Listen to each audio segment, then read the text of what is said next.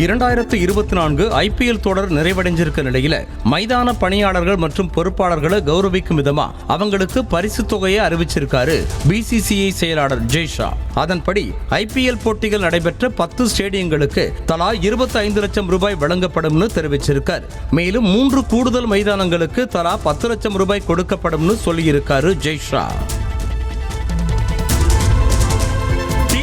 உலகக்கோப்பைக்கான பயிற்சிகளை மேற்கொள்ள இந்திய அணி வீரர்களின் முதல் பேட்ச் ஏற்கனவே அமெரிக்கா சென்றிருக்கும் நிலையில இப்போ அவங்களோட இந்திய அணியின் துணை கேப்டனான ஹர்திக் பாண்டியா இணைஞ்சிருக்கிறதா தகவல் வெளியாக இருக்கு. மேலும் இந்திய அணியின் நட்சத்திர வீரரான விராட் கோலி வரும் 30ஆம் தேதி அமெரிக்காவிற்கு புறப்படுவார்னு சொல்லப்படுது.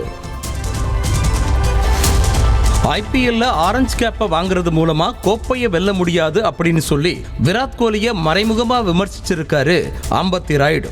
அது மட்டும் இல்லாம இளம் வீரர்கள் கோலி போல விளையாட முயற்சி பண்ணி ஸ்ட்ரெஸ் ஆகுறாங்கன்னு, அதனால கோலி தனது ஸ்டாண்டர்டை குறைத்துக் கொள்ளணும்னு சொல்லியிருக்காரு அம்பத்தி ராயுடு. இந்த நிலையில ராயுடு அப்படி ஐபிஎல் மற்றும் சர்வதேச போட்டிகள்ல என்ன சாதிச்சிட்டாருன்னு விமர்சிச்சு சமூக வலைதளங்கள்ல பதிவிட்டு வர்றாங்க விராட் கோலி ரசிகர்கள்.